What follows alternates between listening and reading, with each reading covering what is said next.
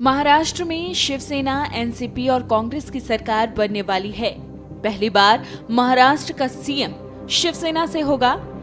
शिवसेना की धमक महाराष्ट्र की राजनीति में जितनी रही, उतनी शायद ही किसी अन्य पार्टी की।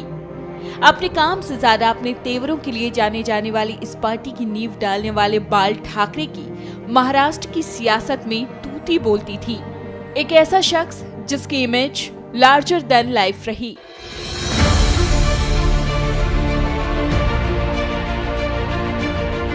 उनकी धाक ऐसी थी कि कोई समकालीन नेता दूर दूर तक नहीं टिकता। एक राजनीतिक पार्टी का अध्यक्ष जो बड़ी धमक के साथ कहता था कि उसका लोकतंत्र में विश्वास नहीं। देखने लायक रुतबे और लाव लश्कर के साथ चलने वाले बाला साहिब की अपब्रिंगिंग बिल्कुल लोअर मिडिल क्लास के माहौल में हुई। बाल ठाकरे पढ़ने में एक औसत छात्र थे, लेकिन बहुत क्रिएटिव थे। बहुत अच्छे कार्टून बनाया करते थे। देश दुनिया में क्या चल रहा है, इस पर उनकी पकड़ रहती थी और घोर एंटी कम्युनिस्ट थे। 23 जनवरी 1927 को पुणे में बाल ठाकरे का जन्म हुआ। पिता का नाम केशव सीताराम ठाकरे, पर पिताजी ने अपना नाम प्रबोधनकर रख लिया था। ठाकरे टाइटल भी एक ब्रिटिश राइटर के नाम से लिया गया। माताजी का नाम रमाबाई था। बाद में पूरा परिवार मुंबई के पास भिवंडी आ गया। प्रबोधनकर बहुत टैलेंटेड थे।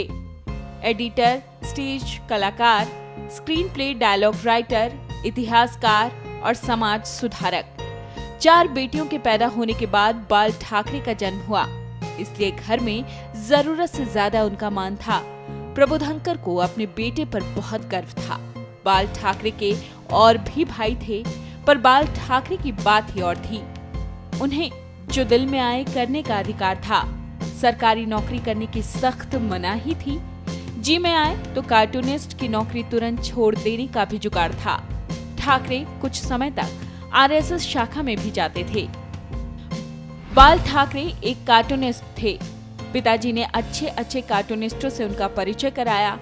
1950 के आसपास बाल ठाकरे को क्रांतिकारी कार्टूनिस्ट माना जाता था। उस समय टाइम्स ऑफ इंडिया के संडे एडिशन में उनके कार्टून छपा करते थे। बाद में अपने भाई श्रीकांत के साथ मिलकर उन्होंने खुद का मराठी अखबार मार्मिक शुरू कर दिया। मार्मिक, जिसका मतलब था स्ट्रेट फ्रॉम हार्ट। मराठी लोगों का लिटरेसी रेट साउथ इंडियन लोगों की तुलना में बहुत कम था। 1950 के बाद ज्यादा संख्या में मराठी लोग भी हायर एजुकेशन ले रहे थे, पर उन्हें नौकरियां नहीं मिल रही थी। बाल ठाकरे ने मार्मिक में इसका जिक्र करना शुरू कर दिया। बोलने में बेलगाम थे। उन्होंने मराठी मानुष के अधिकारों को लेकर जंग छेड़ दी। शिवसेना का गठन 1966 में बाल ठाकरे ने शिवाजी पार्क में एक नारियल फोड़कर अपने मित्रों के साथ शिवसेना बना ली।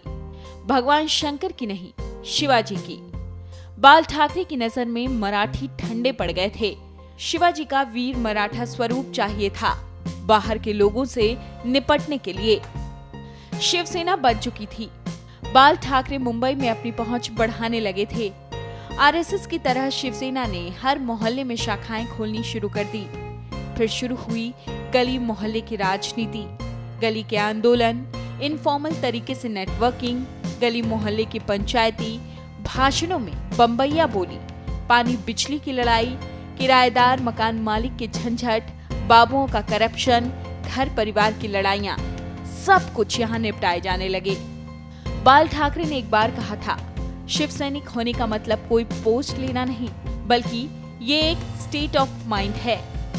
1966 में शिवसेना बनाने के बाद से बाल ठाकरे करीब 46 साल राजनीति में रहे। कभी कोई चुनाव नहीं लड़ा, कभी मुख्यमंत्री नहीं बने, न सांसद, न विधायक, न पार्षद। जीवन भर ठसक के साथ हिंदू और सावरकर के नाम की राजनीति की। विरोधियों को हड़काते रहे, लेकिन कोर एजेंडे से कभी समझौता नहीं किया। किसी के सामने नहीं झुके, तब भी नहीं जब मतदान का अधिकार छीन लिया गया। फिर भी जब शरीर त्यागा तो मुंबई जैसे थम गई।